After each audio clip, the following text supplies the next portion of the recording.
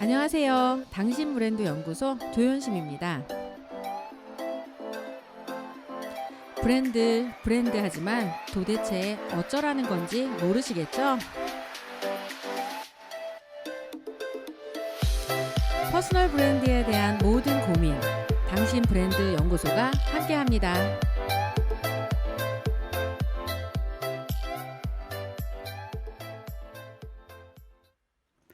안녕하세요. 당신 브랜드 연구소 조연심입니다. 요즘 여러분들이 읽고 있는 책은 어떤 책인가요? 늘 익숙한 책만 읽고 계신 건 아닌지 모르겠습니다. 지적 자본을 위한 의도적인 책 읽기 코너로 준비한 책입니다. 카피 책이고요. 당신이 쓰는 모든 글이 카피다 라는 부제가 달려있네요. 카피라이터 정철의 책이고요. 30년 카피 써서 밥 먹고 술 마시고 책도 산 카피라이터 정철의 짧은 글로 마음을 훔치는 35가지 방법에 대해서 소개가 되어 있습니다. 흥미로운 건 온라인을 통해서 저희가 발신한 어떤 메시지나 글들이 상대방에게 제대로 갔는지 안 가는지를 확인하는 게 되게 중요한 화두잖아요. 이 표지에 이 띠지에 이게 4개의 사례가 딱 이 책은 꼭 읽어야 되는구나라고 하는 걸 증명해 주고 있습니다. 읽지 않음이 수신 확인으로, 휴지통 부르던 자소서가 면접 부르는 자소서로, 한숨 나오던 기획안이 보너스 나오는 기획안으로, 스크롤 내리던 글이 좋아요 올리는 글로 바뀐다라고 하죠. 이렇게 하니까 이 책 꼭 보고 싶다 이런 생각이 들죠. 정철 소개를 좀 해드려 보도록 하겠습니다. 30년 차 카피라이터고요. 책 몇 권을 쓴 작가인데 10권 이상 쓰셨습니다. 광고를 꿈꾸는 젊은이들의 선생, 발상 전환에 목마른 사람들 앞에서는 강사, 사람 사는 세상을 위해 내 한 표를 행사하는 시민, 드르륵 드르륵 연필 깎는 소리를 좋아하고 쓱쓱 싹싹 연필과 종이가 만나는 소리를 좋아하는 아날로그 사람이라고 본인을 소개하고 있습니다. 고려대 경제학과 졸업을 하고 MBC 에드컴 카피라이터, 단국대 언론영상학부 겸임교수, 서울 카피라이터즈 클럽 부회장을 지냈고요. 지금은 정철 카피 대표이기도 합니다. 내 머리 사용법, 한 글자, 불법사전, 머리를 구하라, 인생의 목적어 등의 책을 썼습니다. 왜 갑자기 퍼스널 브랜딩에서 카피 책을 소개하느냐 의아하실 수 있는데요. 내가 누구인지를 소개하는 방법 중에 가장 확실한 방법은 바로 글로 나를 소개하는 겁니다.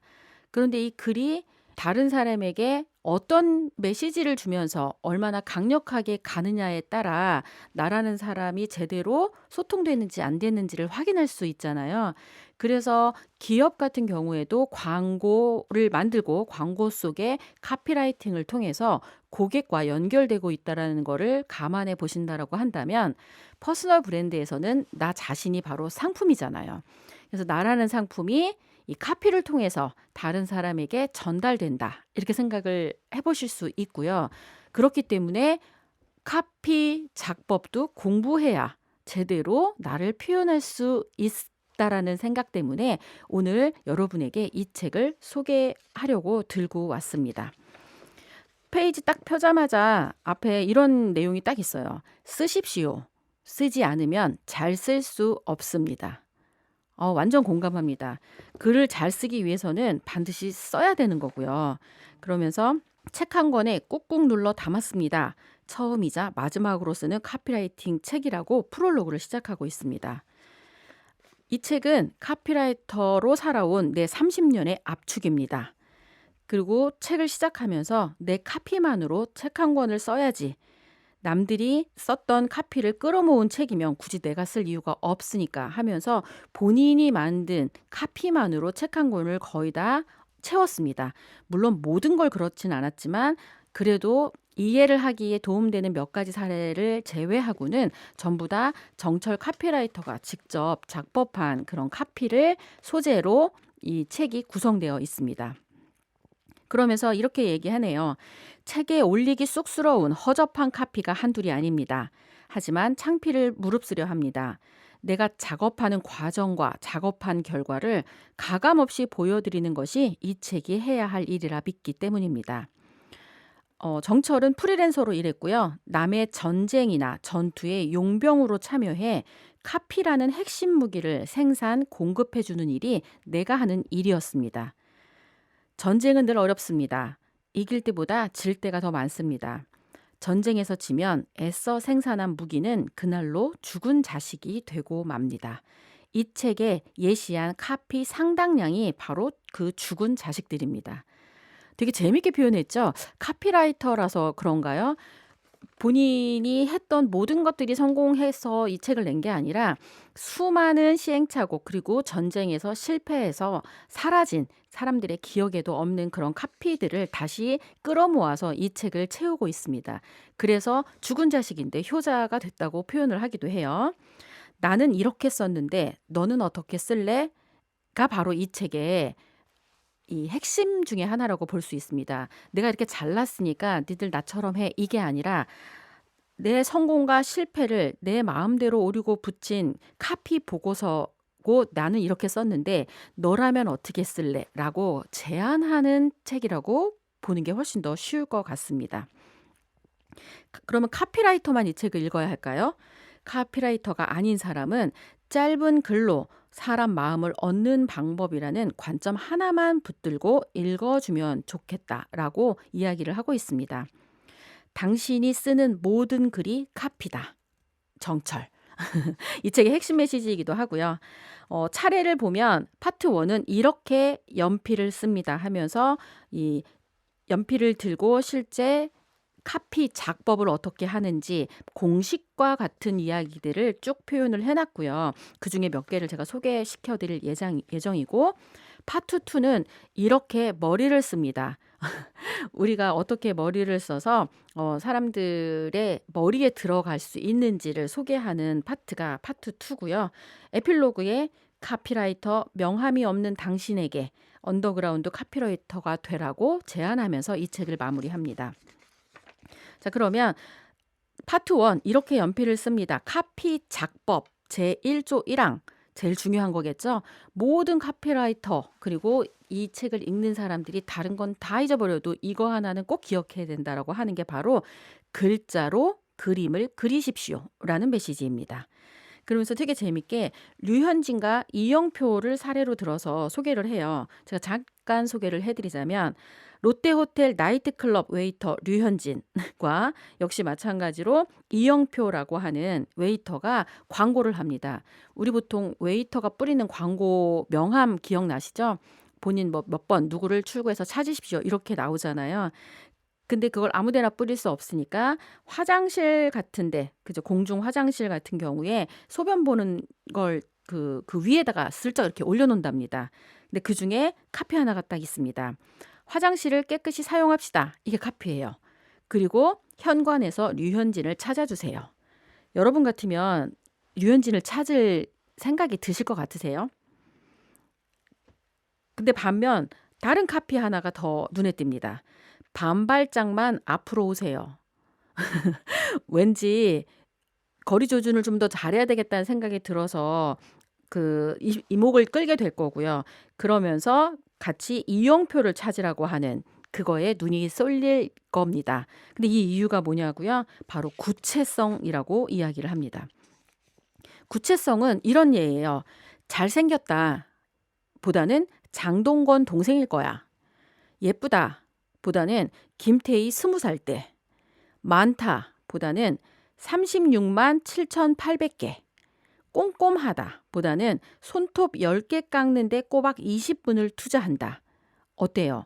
훨씬 구체적으로 쓰여졌죠. 이 얘기는 구체적으로 쓴다는 얘기는 머릿속에 그림이 그려진다는 뜻이에요. 그래서 카피와 함께 사진 한 장을 찰칵 찍어 배달해 준다는 뜻이라고 표현하면 좋을 것 같습니다. 그렇게 표현이 되어 있어요. 류현진이 쓴 카피를 읽으면 머릿속에 그림이 그려지지 않습니다. 기억하시죠? 아까 그 문장 화장실을 깨끗이 사용합시다. 그런데 반발짝만 앞으로 오라고 호소한 이영표 카피에선 그림이 보입니다. 이 차이를 카피라이터 실력 차이라 해도 좋을 것 같습니다. 카피 쓸 땐 연필로 쓰지 말고 송곳으로 쓰라고, 두루뭉실하게 쓰지 말고 송곳으로 콕콕 찔러 쓰라고 이야기를 하고 있네요. 이렇게 구체성, 구체적, 눈에 보이게 머리에 그림이 그려지게 표현하라는 게 카피를 작업하는 1조 1항이라고 이야기를 합니다. 카피에서 구체성은 더없이 소중한 세 글자입니다. 자, 그러면 또 하나, 전두환, 박정희 시대 카피 그만 쓰라고 또 이야기를 하네요. 서울보다 훨씬 저렴한 파격 분양가. 이런 광고 많이 보셨죠? 근데 눈에 띄진 않을 거예요. 예전에는 이렇게 카피를 밀어붙이시기로 많이 했는데 이걸 좀 더 구체적으로 하면 이렇게 바뀔 수 있습니다. 용인에 집 사고 남은 돈으로 아내 차 뽑아줬다. 훨씬 명료하지 않나요? 그러니까 결국 소비자에게 생각이라는 걸 하지 않아도 그림이 보이게 만들어주는 카피가 가장 좋은 카피라고 표현을 합니다. 생각하는 수고를 덜어주자. 그냥 카피라이팅만 봐도 그림이 그려져서 그대로 실행만 하면 될 것 같이 만들어주는 게 가장 강력한 카피라고 이야기를 합니다. 헤드라인이라는 얘기 되게 많이 하죠. 광고의 핵심 메시지를 담은 머리글이고요. 가장 먼저 눈에 띄는 카피고 소비자는 헤드라인을 보고 광고를 더 자세히 읽을지 말지 결정한다고 합니다. 결국 정철이 제안하는 첫 번째 공식은 글자로 그림을 그리는 거라고 소개를 하고 있습니다. 두 번째는요. 낯설게 불편하게 조합하라고 제안합니다. 로미오와 성춘향의 결혼. 맥락이 맞나요? 뭐지? 이런 생각이 들잖아요. 로미오와 줄리엣이 만난 건 너무 당연하잖아. 그죠? 이몽룡과 성춘향이 만나는 것도 너무 그냥 그렇잖아요. 근데 로미오하고 성춘향이 만났어요. 결국 낯설게 불편하게 조합하는 게 핵심입니다. 조립이라고 표현을 해요. 글의 힘, 카피의 힘은 낯선 조합에서 나옵니다. 익숙함과 편안함을 파괴하는 데서 나오는 거죠. 가령 아름다운 꿈, 아름다운 여인, 아름다운 금수강산. 너무 익숙해서 재미대가리가 하나도 없는 표현이죠. 아름다운 바퀴벌레, 아름다운 핵무기, 아름다운 고리대금업자. 느낌이 어떠세요? 아, 이런 게 익숙하지 않은 거구나. 그런 표현이라고 생각하시면 될 것 같고요. 우리 보통 반대하면 부정적인 의미가 생각나는데 좋은 카피는 이런 거예요. 좋은 반대, 옳은 반대, 착한 반대. 이건 바로 정철이 그 반복과 규모로 메시지 전달력을 피우는 거거든요. 그러니까 반대라는 단어를 계속 쓰면서 이 반대에 주는 메시지와 상반된 좋은, 옳은, 착한이라는 형용사를 씀으로써 사람들의 주목을 이끈 케이스의 카피라이팅이라고 보면 될 것 같습니다. 책 제목과 영화 제목에도 이런 낯설게 하기 이런 거에 관련돼서 나온 게 우리에게 기억에 남는 게 꽤 많죠. 낯설게 붙일수록 주목도가 커집니다. 8월의 크리스마스, 살인의 추억, 우아한 거짓말, 거북이 달린다, 성실한 나라의 앨리스. 낯설죠. 근데 이걸 영화 제목으로 함으로써 우리에게 주목을 받은 케이스고요. 친절한 금자씨 영화에서 이영애가 했던 말 기억하세요? 너나 잘하세요. 보통은 너나 잘해 이건데 너나 잘하세요.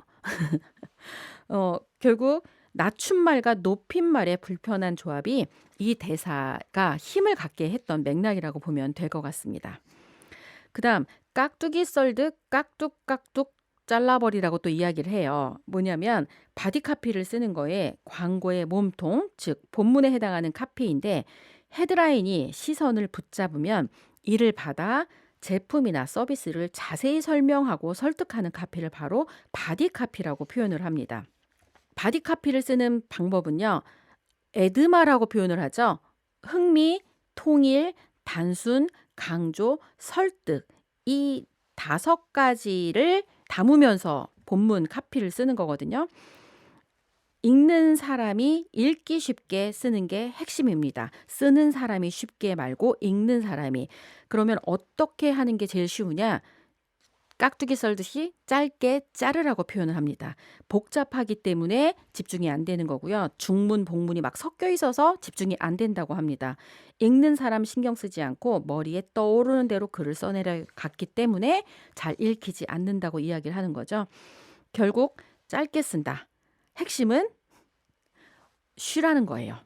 가장 잘 짧게 썼던 부분들은 이 문장을 그냥 줄줄이 자기소개를 할 때 그냥 이런 사람이야, 이런 사람이야. 보통 시간 순으로 그 사람을 소개하잖아요. 그런데 그걸 두 가지 맥락으로 짧게 잘라 써서 사람들에게 굉장히 임팩트 있는 인상을 줬던 사례 하나를 소개하겠습니다.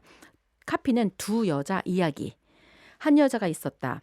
반장도 했다. 학생회장도 했다. 초중고등학교를 수석 졸업했다. 서울법대에 들어갔다. 사법시험에 합격했다. 첫 여성 법무부 장관이 되었다. 외교통상부 여성인권대사가 되었다. 아시아 미래를 짊어질 차세대 리더로 선정되었다. 1천만 서울시장 후보가 되었다. 한 여자예요. 자, 또 다른 여자가 있었다. 이름이 촌스러웠다. 가난했다. 등록금을 못 냈다. 울었다. 학교로 빚쟁이가 찾아왔다. 또 울었다. 운동권 남자와 결혼했다. 남편은 걸핏하면 구속되었고 그녀는 밥 먹듯 면회를 가야 했다. 아이를 갖고 싶었다. 실패했다. 남편은 사업에 실패했다. 남편 빚을 모두 떠안았다. 여전히 빚이 많다. 여전히 눈물이 많다. 상처가 많은 여자와 영광이 많은 여자, 두 여자는 강금실이라는 한 이름을 쓴다. 어때요? 최고의 카피, 바디 카피 아닌가요? 두 여자 마치 다른 삶을 사는 것 같지만 컨셉에 맞춰서 설계를 잘한 케이스라고 볼 수 있습니다. 시간순이 아니라 영광과 상처라는 두 단락으로 나눠서 짧게 해당하는 내용만 집중해서 소개를 하니까 굉장히 임팩트 있게 한 사람을 소개한 케이스가 될 수 있었죠.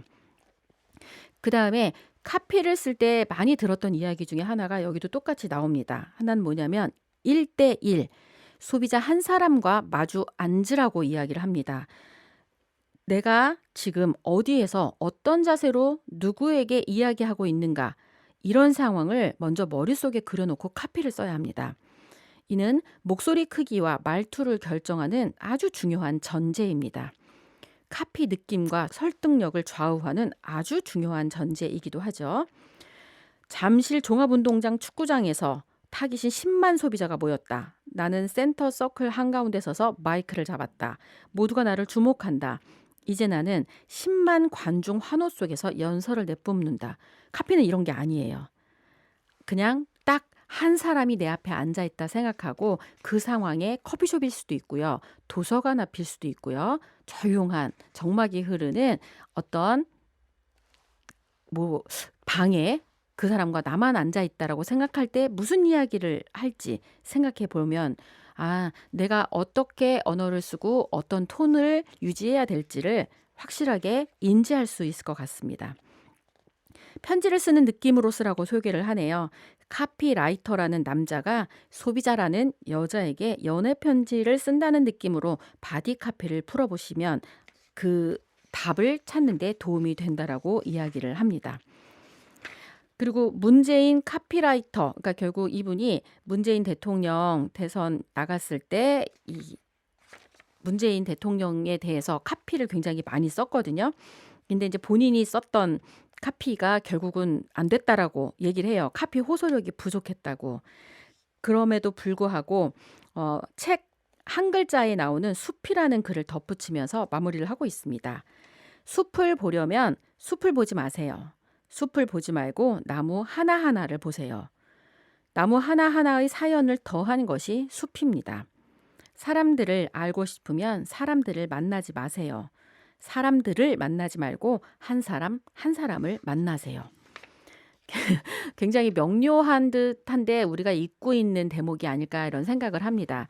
제가 퍼스널 브랜딩 관련돼서 지금 이제 책을 쓰고 강연도 하고 컨설팅도 하고 있는데 제가 진짜 좋아하면서 이 일이 나하고 맞다라고 생각하는 건 많은 사람들 앞에서 강의를 할 때가 아니라 내 앞에 놓여 있는 한 사람을 중심으로 그분의 이야기를 듣고 그분의 문제 해결을 어떻게 하면 도와줄지를 걱정하고 고민한 다음에 그걸 해결해 주기 위해 프로젝트를 기획하고 실제 실행을 할 때 가장 행복합니다. 결국은 저는 카피라이터의 마음으로 퍼스널 브랜드 컨설팅을 해왔다라고 생각이 들더라고요. 이 책을 보면서. 그리고 이 책에 되게 위로가 됐던 것들은 내가 했던 모든 것들이 다 정답이 될 수는 없다. 틀리고 실패한 경험도 많다. 하지만 그게 차곡차곡 쌓여서 결국은 쌓이면 힘이 된다라는 걸 이 30년 지기 광고 카피라이터가 저에게 알려줬다라고 생각을 해봅니다. 저 이제 갓 10년밖에 안 넘었잖아요. 그러니까 지금까지 겪었던 수많은 시행착오가 언젠가는 이 분야에서 되게 가볍게 툭툭 던져드리면 그럴 수도 있었겠구나 받아들이는 하나의 사례가 되지 않을까. 저는 이렇게 만들어 왔는데 여러분은 어떻게 만드실래요? 라고 제안할 수 있는 정도의 그런 위치에 오르지 않을까 이런 생각을 하게 되었습니다. 자, 이 책에 있는 또 한 개 정도를 더 소개하고 정리를 좀 해드려 볼게요. 카피라이터는 주방장이라고 표현을 하고 있습니다. 사칙을 활용해서 맛을 살리라고 이야기를 하죠. 더하기, 빼기, 곱하기, 나누기. 이 얘기는 그냥 밋밋한 이야기에 뭐 하나를 더해서 엣지를 만들라는 소개를 하면서 더하기 표현을 해요. 사장님을 대머리로 만드는 방법에 하나를 더하면 사장님을 홀랑 대머리로 만드는 방법. 조금 더 효과적이죠? 그리고 밋밋하다 할 때 간장 한 술, 양파 한 조각, 마늘 한 쪽 더 넣어보는 느낌으로 더하라고 이야기를 하죠. 이번에는 빼기입니다. 때로는 생략이 맛을 살리기도 합니다. 그 다음 곱하기에 대한 사례가 나와요. 곱하기는 요리로 치면 밍밍하고 간이 덜 된 요리의 사례가 바로 사장님을 대머리로 만드는 방법인데 여기에 홀랑이라는 양념을 더해 맛을 살렸다면 방법이 이거 하나뿐만 있는 게 아니라 곱하기라는 방법도 있습니다. 그 얘기는 반복하란 뜻이에요. 2번. 반복의 맛은 연산을 거치는 거죠. 사장님을 대머리님으로 만드는 방법. 님이 이렇게 반복적으로 됐을 때 훨씬 더 재미있는 카피가 될 수 있고요. 그 다음에 곱하기에 관련된 카피는 그거 말고도 이런 게 있어요. 밥보다 더 맛있는 밥. 집중에 집중하다. 당신의 생각을 생각합니다. 이런 것들이 바로 곱하기 카피라고 볼 수 있어요. 그리고 네 번째는 나누기 카피입니다. 이건 이제 나눔으로써 맛을 살리는 건데 헤드라인은 인쇄 광고 성패의 70%를 좌우한다고 합니다. 그런데 이 한 줄이 너무 길면 한눈에 메시지가 들어오지 않으니까 미간에 주름 만들며 신경 써서 읽어야 겨우 뜻이 들어오는데 이렇게 되면 실패할 수 있다고 하죠. 그러니까 끊어주라는 거예요. 어떻게 더 짧게 헤드라인이 길다 싶으면 짧게 밥입니다.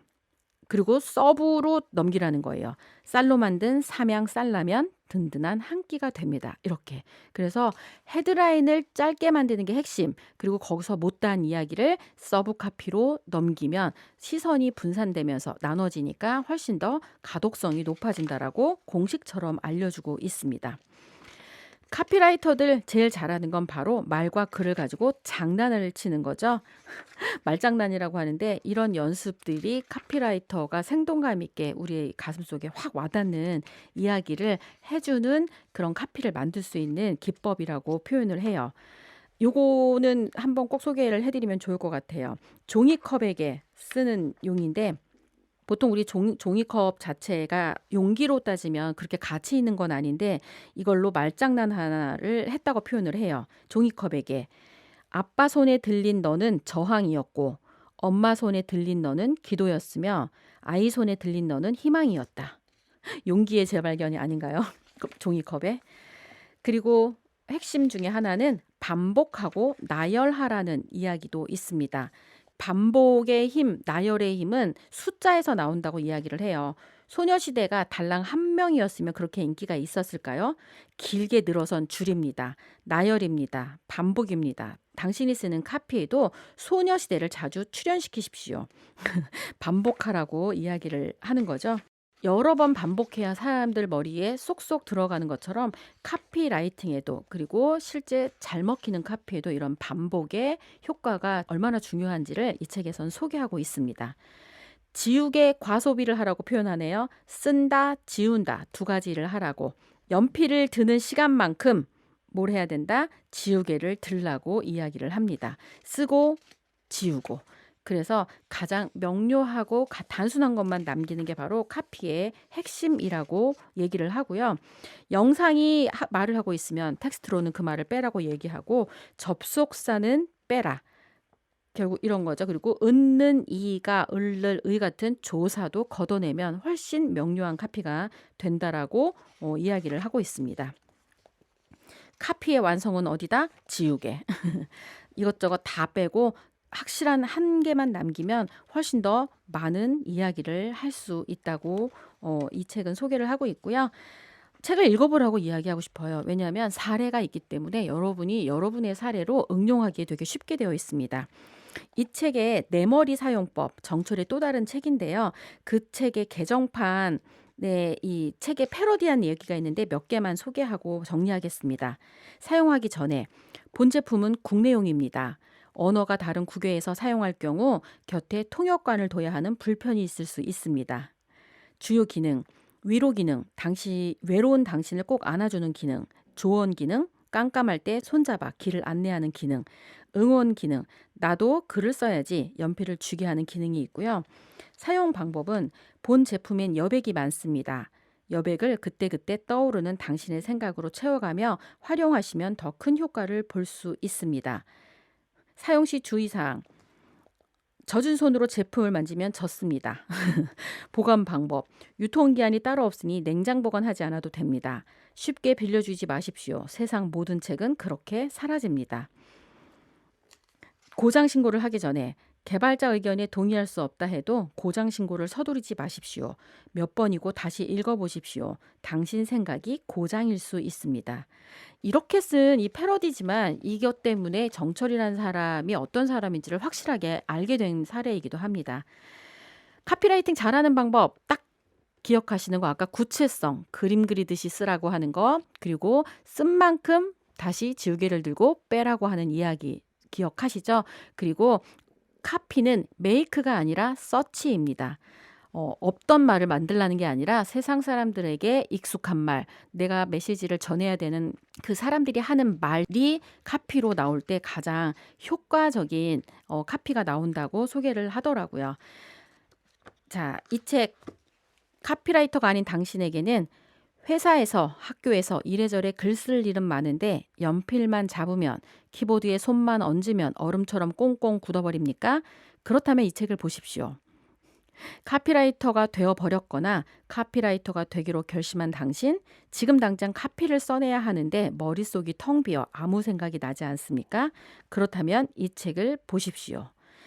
명함, 청첩장, 연하장, 크리스마스 카드, 자기소개서, 사인, 사직서, 자동차 뒷유리에 붙이는 초보 운전 딱지, 승진 축하 화분에 붙이는 글 한 줄, 주차장에서 남의 차 긁었을 때 두고 오는 메모, 카톡 단체방에 던지는 아침 인사, 블로그에 남기는 간단한 영화평, 명절 잘 보내라고 보내는 문자 메시지, 페이스북에 올리는 시시콜콜한 이야기, 이 모든 글이 카피입니다.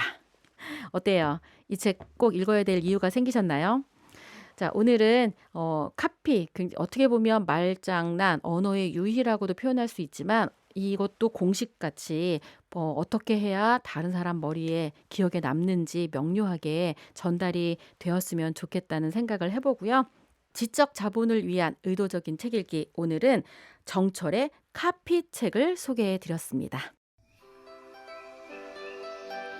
당신 브랜드 연구소는 퍼스널 브랜딩 그룹 MU, 생각표현연구소, 셀링포인트 연구소, 브랜드 컨셉 디자인이 함께합니다.